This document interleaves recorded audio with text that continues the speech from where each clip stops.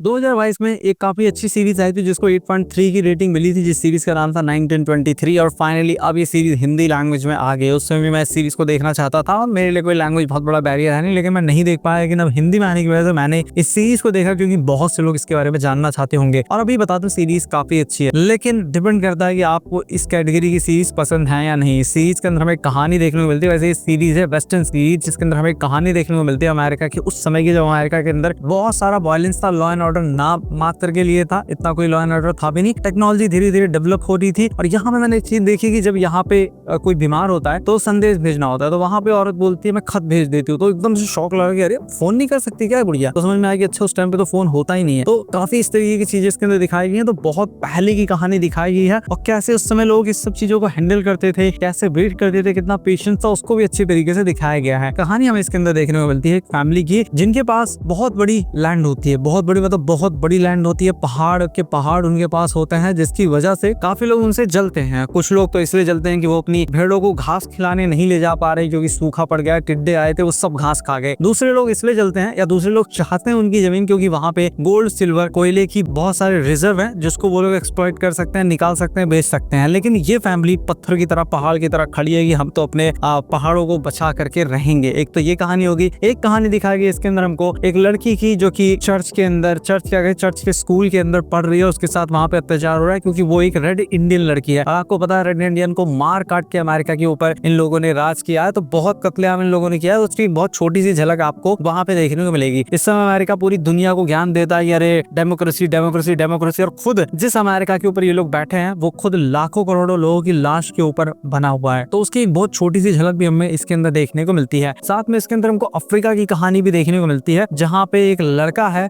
जो कि उसी फैमिली का सदस्य है, और वो वहां पे कैसे जानवरों का शिकार करके लोगों को बचाता है। और बाद में ये सारी चीजें मिलके आपस में कनेक्ट होंगी सीजन 2 के अंदर, आई थिंक, क्योंकि सीजन 1 ही अभी तक हिंदी में आया। जल्दी सीजन 2 भी हिंदी लैंग्वेज में आ जाएगा। जियो हॉटस्टार पे वैसे ये सीरीज रिलीज हुई है, और सीजन 1 की एंडिंग काफी अच्छी हुई है। और मैं बताऊं, ये सीरीज स्टोरी के बारे में तो अच्छी है ही है, लेकिन इस सीरीज की एक और खासियत है कि ये स्लो बर्न होते हुए ना जो फील देती है वो बहुत अच्छा होता है। इस सीरीज का अफ्रीका वाला आप सीन देखिए, वहां पे जिस तरीके से अफ्रीका को दिखाया गया है, जिस तरीके से उस समय को दिखाया गया है, वो सब देखने में बहुत ज्यादा अच्छा लगता है, आंखों को सुकून देने का काम करता है। इसके अंदर हमको वर्ल्ड वॉर 1 के बाद की कहानी देखने को मिलती है, जिसकी वजह से मैं सीरीज की स्टोरी की काफी तारीफ करना चाहूंगा। सीरीज स्लो बर्न की कैटेगरी में आती है, लेकिन स्लो बर्न का मतलब सीरीज स्लो नहीं है। हर एक चीज देखने में काफी अच्छी लगती है। अमेरिका के उस समय को भी बहुत अच्छे तरीके से दिखाया गया है, जब एक तरफ तो रेड इंडियंस संघर्ष कर रहे होते हैं, एक तरफ खुद अमेरिकन संघर्ष कर रहे होते हैं, क्योंकि लॉ एंड ऑर्डर तो ना के बराबर है। सब लोग एक दूसरे के ऊपर कब्जा करना चाहते हैं, एक दूसरे की जमीन के ऊपर कब्जा करना चाहते हैं। उस टाइम पे अमेरिका के अंदर एक ही लॉ चलता था, शक्ति है तो जमीन कब्जा लो, इस तरीके का लॉ चलता था। तो स्टोरी को बहुत अच्छे तरीके से दिखाया गया, और हिस्टोरिकली एक्यूरेट बहुत हद तक इस सीरीज को दिखाया गया है, जो कि देखने में काफी अच्छी लगती है। पॉजिटिव में सबसे पहले सिनेमेटोग्राफी बहुत जबरदस्त इस सीरीज की है। अफ्रीका वाले सीन जहाँ पे शेर होते हैं, हाथी होते हैं, अफ्रीकन जंगल्स को दिखाया गया, वो सब देखने में बहुत ज्यादा अच्छा लगता है। इवन अमेरिका के जो सीन्स हैं वो भी देखने में बहुत ज्यादा अच्छे लगते हैं। कॉस्ट्यूम डिजाइन, इवन उस टाइम पे जो वॉशिंग मशीन जिस तरीके की होती थी, रेफ्रिजरेटर जिस तरीके के होते थे, उन सबको भी बहुत रियलिस्टिक तरीके से इसके अंदर दिखाया गया। और उस समय लोगों की सोच कैसी थी वो भी इसके अंदर बहुत अच्छी तरीके से दिखाया गया है, टेक्नोलॉजी को लेकर के। तो इसलिए सिनेमेटोग्राफी, प्रोडक्शन बजट और हिस्टोरिक एक्यूरेसी के हिसाब से सीरीज काफी अच्छी है। अब ये नहीं कहूंगा कि हिस्टोरिकली एकदम एक्यूरेट है, ऐसा नहीं है। व्हाइट वॉश करने की भी बहुत चीजों को कोशिश की गई, लेकिन फिर भी देखने में काफी अच्छा लगता है। परफॉर्मेंस सभी की बहुत ज्यादा अच्छी है, खास तौर पर जो हेनरी फोर्ड का कैरेक्टर है, और दूसरी तरफ जो हमारा हीरो अफ्रीका के अंदर, उसकी परफॉर्मेंस भी आपको बहुत ज्यादा अच्छी देखने को मिलेगी। ये दोनों मुझे सबसे अच्छे लगे। और एक तीसरी एक्ट्रेस है हेनरी फोर्ड की पत्नी, उनकी परफॉर्मेंस बहुत ज्यादा अच्छी आपको देखने को मिलेंगी। सीरीज के अंदर एडल्ट सीन भी